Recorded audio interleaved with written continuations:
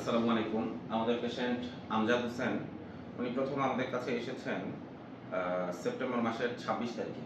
26 তারিখ। তো সে সময় আপনার কি সমস্যা ছিল? কতদিন ধরে? আমার সমস্যা প্রায় ২ বছর থেকে। পায়ের ব্যথা, মাথার ব্যথা, উঠতে পারি না, বসতে পারি না, ডাইরেক্ট বসতে পারি না, উঠতে পারি না, নামাজও পড়তে পারি না।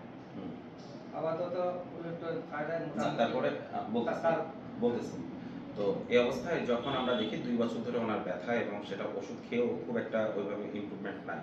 তো পরবর্তীতে আমরা ক্লিনিক্যাল এক্সামিনেশন করি। আমরা দেখি যে তার শরীরের কিছু মাংসপেশি এবং কিছু পরীক্ষা-নিরীক্ষাও করি।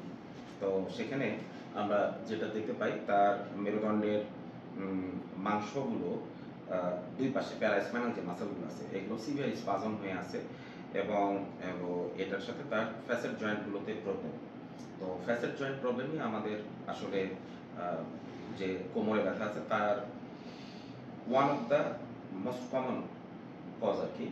তো আমরা তাকে কাউন্সেলিং করি যে আমরা এখানে মানে ultrasound guided intraarticular facet joint block করতে চাচ্ছি। তো উনি রাজি হয়। তারপরে প্রথম দফাতে আমরা ২৬ তারিখে ডায়াগনস্টিক ব্লক দিই। দেওয়ার পরে উনি ওষুধ খেয়ে কিছু ব্যায়াম শিখিয়ে দিই। তারপরে আজকে উনি আসছে দ্বিতীয় দফা, আমরা থেরাপিউটিক ইন্টারভেনশনের জন্য আসছে আজকে ১৫ দিন পরে। আপনি একটু বলেন এই ১৫ দিনের মধ্যে কি অবস্থা ছিল? তারপরে আমরা এখন যে আপনাকে ইন্টারভেনশন করছি ৫ মিনিট হলো, এখন কি অবস্থা আছে সব একটু বলেন। ১৫ দিন আগে আমার অবস্থা খুব একটা ভালো ছিল না। ওই ইনজেকশন করার পর এখন মোটামুটি ব্যথা বোঝা যাচ্ছে না, ওয়ান কনসেপ্টের মতো বোঝা যাচ্ছে। আর মনে হয় আস্তে আস্তে এটাও থাকবে না। আশা করা যায় আমরা আমাদের মেইন কাজ মানে মানুষ আসলে অসুস্থ হয় কিভাবে? প্রথমে একটা ব্যথা হয়, ব্যথা হওয়ার পরে মানুষ ওই ব্যথার জন্য নড়াচড়া কমায় দেয়। মানুষ যখন নড়াচড়া কমায় দেয় তখন আসলে মাংসপেশিগুলো শুকায় যায়। মানুষ দীর্ঘ সময় বসে থাকে, ফলে নতুন নতুন ব্যথার কারণ তৈরি হয়। তো আমাদের কাজ হচ্ছে যে আমরা পেইন জেনারেটর যেটা যারা ব্যথা তৈরি করতেছে সেই জায়গাটাকে একটা নির্দিষ্ট সময়ের জন্য ব্লক দিচ্ছি। ফলে সবচেয়ে বড় উপকারিতা যেটা আপনাকে প্রতিদিন ব্যথার ওষুধ খাওয়া লাগতেছে না। ২ নাম্বার যেটা সেটা হচ্ছে যে আপনি ব্যথার ওষুধ খেয়ে ব্যথা যদি ১০ ভাগের মধ্যে ৩, ৪, ৫ ভাগ বা এরকম কমে বা ৬ ভাগ কমে, তো এইটা দিলে অলমোস্ট মানে ০ অথবা ১ ১০ এর মধ্যে। ফলে আপনি অনেকটা সুস্থ স্বাভাবিক জীবনযাপন করতে পারবেন।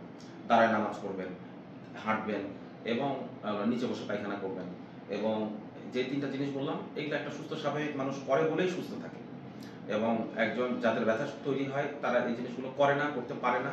এই জন্যই আসলে মাসলগুলো আরো মানে রিজিডিটি তৈরি হয়, আস্তে আস্তে ছোট হয়ে যায়।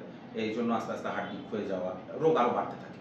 তো আমাদের কাজ হচ্ছে তাকে নরমাল আপনার রোগ যাই হোক না কেন পেইন জেনারেটরটা ব্লক করার মাধ্যমে আপনাকে সুস্থ স্বাভাবিক জীবনযাপন করতে সাহায্য করা। এতে আপনার একেবারে ক্রিপলড হয়ে যাওয়া, বেড রিডেন হয়ে যাওয়াটা অনেক পরে আসবে।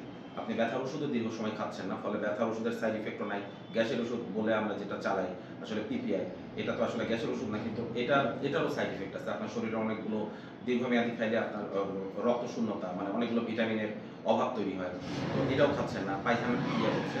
তো আশা করতেছি এর সাথে সাথে ওনাকে কিছু ব্যায়াম আমরা শিখিয়ে দিচ্ছি।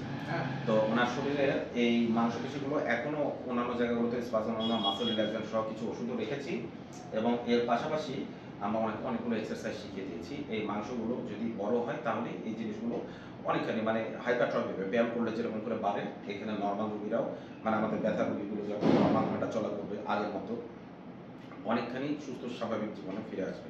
পরবর্তীতে আমরা এই রোগীর আপডেট সহ আবার জানাবো ইনশাআল্লাহ। ধন্যবাদ। আসসালামু আলাইকুম।